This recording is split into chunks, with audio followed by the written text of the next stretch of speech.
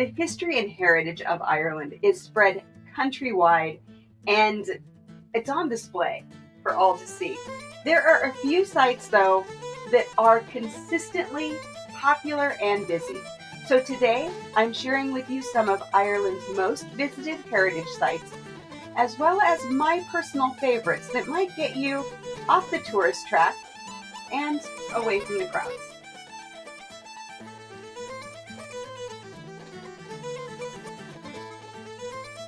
The OPW, or the Office of Public Works, cares for, maintains, and operates 780 important heritage sites across the Republic of Ireland. The goal of the organization is to preserve and protect structures in its care while providing safe public access and information to visitors. The OPW Heritage Card, which I have mentioned multiple times, and I believe that I have called it the best deal in Irish history, and I stand by that. This is a single charge card that grants unlimited access to OPW managed historic sites and visitor attractions for 1 year, and that includes guided tours. The cards are available for individual adults, seniors, and children, as well as a family card that includes 2 adults and 5 children over 12. And children under 12 can access the OPW heritage sites at no cost. Now, if you plan to add an OPW heritage card to your trip, know that there's no need to purchase before arriving in Ireland. Just buy it at the first fee-paying OPW site that you visit. If you are thinking about tracing your family's roots, my friend Chris at Vivid Family Research offers personalized genealogy services, and he specializes in Irish ancestry. He did some work for me and uncovered facts that I hadn't been able to track down. Whether you're just starting your research or you need a bit of expert help, Chris can guide you through the journey. Mention the Traveling in Ireland podcast and get your first hour of research free, plus 10% off your invoice. Visit IrelandFamilyVacations.com/vivid or vividfamilyresearch.com to begin exploring your family's story. Each year, Ireland's Office of Public Works shares the previous year's data about visitor numbers and the most visited OPW sites. In 2024, recorded visitors to Ireland heritage sites exceeded 13.8 million. Huge. The 2 most visited heritage sites carry no fee, and both are located in Dublin. The first is St. Stephen's Green. So this is right in the middle of the city. It's a wonderful green space in the heart of the city center, had nearly 4.5 million visitors in 2024. I'm not sure how they count that, because I don't know that there's some place that you check in St. Stephen's Green. But it's really not surprising that the number is so large, because the park is a wonderful place for a walk. The playground is really nice, and it's also a pretty shortcut as you are walking point to point in Dublin. The next spot is Phoenix Park. Now, Phoenix Park does have a visitor center, and they had nearly 2 million visitors in 2024. Again, really no surprise. It's a massive park. It's less than 5 kilometers from the city center, and it's easy to reach by bus or by the Lewis, which is the light rail. It's a popular spot for recreation, and it's the home of Dublin Zoo. So the first 2 sites, both free to visit, both really beautiful parklands. Definitely, if you're in Dublin, just check them out. They're really, really great spots. Now, when we're talking about ticketed admission to heritage sites in Ireland, these are the places that have a fee, they have a visitor center, and these are the spots where you're going to find the largest crowds. The first is Dublin Castle. In 2024, Dublin Castle had over 534,000 visitors. And it had actually been in second place the year before, leapt into first place in 2024. Located in the heart of Dublin, the castle was built in the early 13th century, and it was the center of the power for the English and later the British government. Now, you can self-tour part of the castle, but if you want to do a guided tour, pre-booking is recommended because space is limited, and bookings for Dublin Castle can be made up to 15 days in advance. In spot number 2 is Kilkenny Castle. Now, this was actually number 1 last year. Kilkenny Castle and Parklands had over 429,000 visitors in 2024. The castle is really the central point of Kilkenny, and I'll often say that it is Ireland's only palace.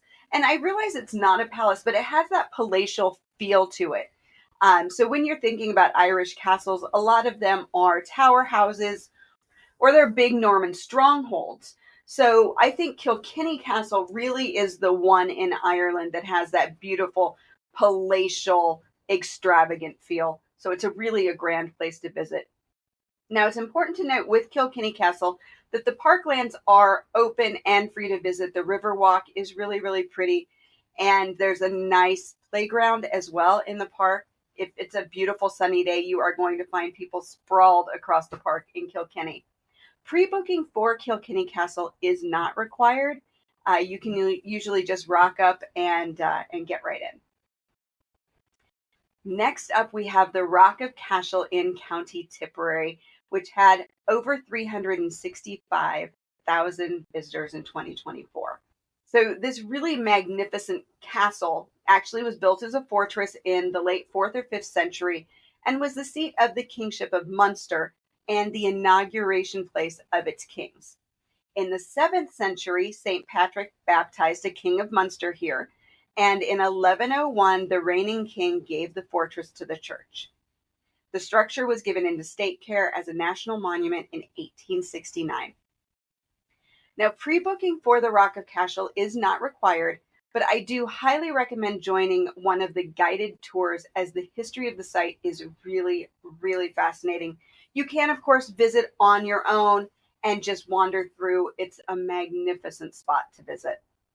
Now, Cormac's Chapel, which contains the only surviving Romanesque frescoes in Ireland, can only be accessed by guided tour, and tickets for that tour extension are only available on site. Space is limited. So if you are wanting to visit that, I would really recommend that you give yourself time in Cashel, that you don't show up, expect to get onto that tour, because those do fill. Only so many people are allowed in there a day to help to protect those frescoes. All right, next up we have Kilmainham Jail. At over 243,000 visitors in 2024. This is a spot that it can feel almost impossible to get tickets. So be sure to visit the show notes. There is a link that tells you how to book your tickets for Kilmainham. It can feel tricky. So make sure you check that out. Kilmainham Jail opened in 1796 as the county jail for Dublin, and thousands of men, women, and children were held there for everything from minor offenses to organized rebellion. It is most known as the spot where members of the 1916 rebellion were executed. So the stories you're going to hear are powerful. They're sad. They're heartbreaking. Pre-booking is necessary. Tickets do sell out quickly. Booking opens 28 days in advance of your visit at midnight Irish time. So make sure you know the time difference and what time you need to be online to get your ticket for Kilmainham Jail. Following that is Dun Angus on Inishmore in the Aran Islands of County Galway, with over 146,000 visitors in 2024. That's a really large number for a very small island, especially since the main tourist season, it doesn't start till late March, ends in early November, and in that shoulder season, trips can be canceled due to weather. So that's a lot of people in a short amount of time.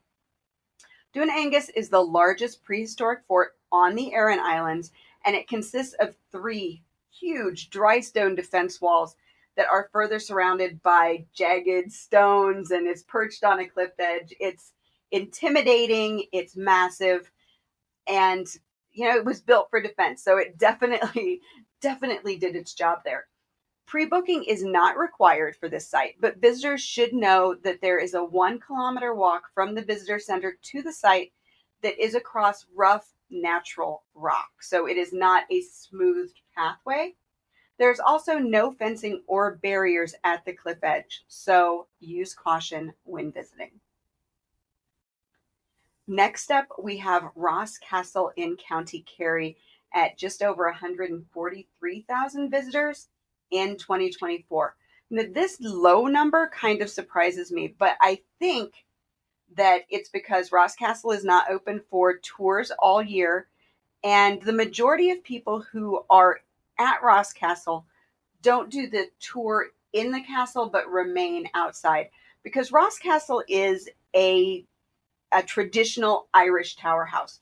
So if you have visited Blarney Castle, which is a ruin, but if you visited that, it's very similar. If you have visited Bunratty Castle, it is just almost the same. So there are a lot of different examples of this type of castle in Ireland. Now, Ross Castle is located in Killarney National Park, which is a top spot for the jaunting cars as well as the boat launch for the Lakes of Killarney and the Gap of Dunloe. The 15th century tower house was one of the last strongholds in the region to surrender to Oliver Cromwell in 1652. Pre-booking is not necessary and guided tours are available March through October, but as I said, the grounds are open and can be visited at no cost. Next up, we have Brú na Báine, which includes Newgrange and Noath in County Meath. Now, this spot had almost 134,000 visitors, and I have no doubt that the only reason that number is so low, putting it in number 7 on the list, is because tour numbers are limited. This is one of Ireland's UNESCO World Heritage Sites, and it consists of 3 prehistoric passage tombs, Noath, Newgrange, and Dubh, which were all built around 3200 BC and contain the largest collection of megalithic art in Western Europe. Now, you can go to the visitor center with no booking required. So you can visit, enjoy the visitor center, and leave, no worries. But if you want to access the tombs of Newgrange and Noath, those are by guided tour only, and pre-booking is essential. Booking opens 30 days in advance of your visit at midnight Irish time. And just like with Kilmainham Jail, I do have a video and information on how to book if you click through in the show notes. Number 8, this is actually a nice one to have on at number 8. It's Clonmacnoise in County Offaly. Now, this is a beautiful monastic center. So if you're thinking high crosses and round towers, this is a lovely spot to visit. And it is right on that Dublin to Galway route, so it's really easy to visit. This area was one of the most important crossroads of ancient Ireland, and the village itself has 3 high crosses, 2 round towers, and 9 churches. So it's a really important spot. It's also a great spot to visit if you don't go to Glendalough in County Wicklow, which surprisingly is not among the top 10 visited sites, probably because the grounds there are free to visit and the numbers are reflecting paid entry through the visitor center. So Clonmacnoise, again, super easy to visit if you are traveling Dublin to Galway, and a terrific spot if you are wanting to see those round towers and high crosses. Pre-booking for this site is not necessary. At number 9, we have Trim Castle in County Meath with just over 113,000 visitors in 2024. Trim is the largest Norman castle in Ireland, and it took 30 years to build. It's built in a cruciform shape with 20 sides, surrounded by a ditch, a curtain wall, had a water-filled moat, and it was nearly impenetrable. The grounds of Trim Castle and the charming river walk itself are free to visit, but a tour of the castle is guided only. Now, pre-booking for this site is not available, and daily tours are first come, first served. So they do fill up, and you want to plan a bit of time in case you need to wait. The tours last about 45 minutes approximately, so they run approximately every hour, but you can't guarantee it because there are breaks and things built in there as well.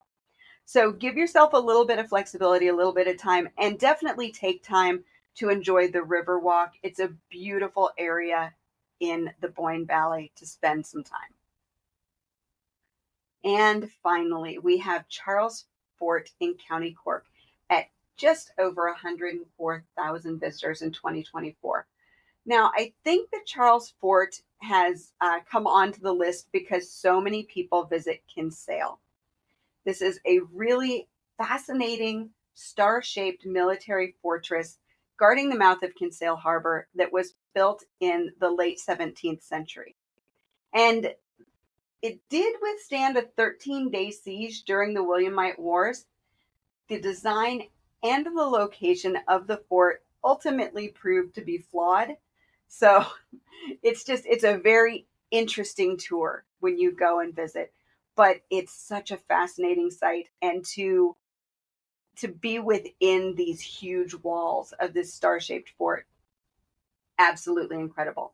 Pre-booking for Charles Fort is not necessary. So those are the top 10 most popular OPW heritage sites from 2024. Now, my favorite sites did not make the top 10 list, but that doesn't mean they aren't absolutely spectacular, and they're only a bit off the beaten path. So my number one favorite site, and you can probably name it if you've been listening to me for a while, is Cahir Castle in County Tipperary. This is Ireland's second largest Norman castle. It's just 30 minutes south of the Rock of Cashel, but it only receives 20% of the visitor numbers. And that's because when tours and tourists visit the Rock of Cashel, their next point of stop is usually County Cork. So they will bypass Cahir Castle. So don't share this, right? I've only once seen a tour bus there in all the years. So terrific site to visit. I absolutely love it. There is a lovely island behind the castle. It's a perfect spot for a picnic. There's a short woodland stroll that takes you to the Swiss Cottage, which is another OPW site that received under 20,000 visitors in 2024. So you could spend a really solid afternoon in Cahir and have an amazing visit. Now, pre-booking is not necessary at Cahir Castle, and I highly recommend including the guided tour in your visit. Next up, we have the Rock of Dunamace, which is in County Laois. If you're traveling between Limerick and Dublin or Dublin and Kilkenny, this is probably my number one spot to hop off the motorway and visit. The ruins of this massive fortress, they're kind of sprawled across a rocky limestone outcrop. And if you're the type to believe in thin places, then you definitely want to go here because the power of the location, you can really feel it. It just feels like it's one of those places that, I don't know, it emanates that kind of power. The high situation, the views surrounding the countryside made it a really strategic spot for a stronghold. And even though it appears the castle was abandoned in the 1330s, it is still just such a powerful spot to visit. Now, this is a free and open site. There is no visitor center, and you usually don't encounter that many people here. Next up is the Carramore Megalithic Cemetery in County Sligo, which had just over 30,000 visitors in 2024. Now, the tombs at Carramore and Sligo may not have the recognition of Newgrange because they are further removed from Dublin. Sligo is a county that most visitors will pass through without much of a second glance.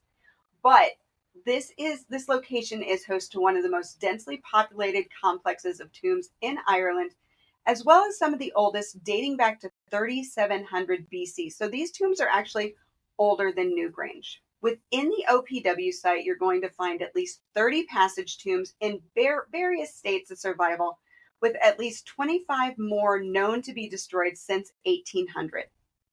Tomb number 51, which is the largest on the site, has been excavated, revealing a roofed central chamber and megalithic art.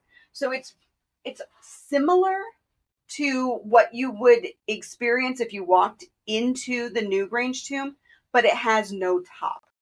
And you don't have to wait for a guided tour. Pre-booking at this site is not necessary. And if you are following that northern part of the Wild Atlantic Way, I highly recommend adding it to your itinerary. Now, if you are visiting Kilkenny, we talked about Kilkenny Castle a couple of minutes ago. I think that Kells Priory in County Kilkenny, just south of Kilkenny City, is one of the most fascinating spots you can visit. Now, locally, this spot is known as the Seven Castles. It's an Augustinian priory, and it encloses at least about 3 acres. So it is an enclosed priory, runs up next to a river, absolutely gorgeous. It has an intriguing past that includes being burned 3 times, and in 1324, it was host to the first known witch trial in Europe. You want to take your time exploring the site, take a lovely little walk by the river, the old mill. It's a great place to spend a nice afternoon. This is an open site that is free to visit, has no visitor center, but you might find guides available from June through August. And I'm going to wrap up my list of favorites with Scattery Island in County Clare. Under 5,000 people visited this spot in 2024.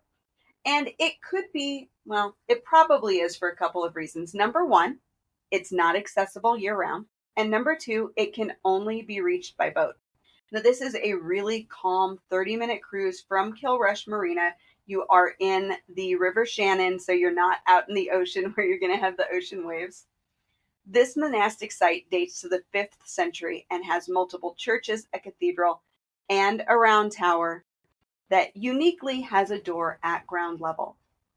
The island is also home to a Napoleonic battery and a working lighthouse that was built in 1872.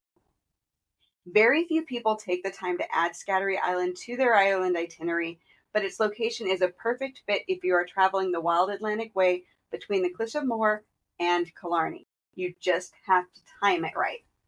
It's free to visit the site, and you can even get a guided tour, but you do need to book your ferry ride with Scattery Island Tours to get out there. I hope this podcast gave you a little bit of inspiration and maybe insider knowledge into some places to add to your Ireland itinerary.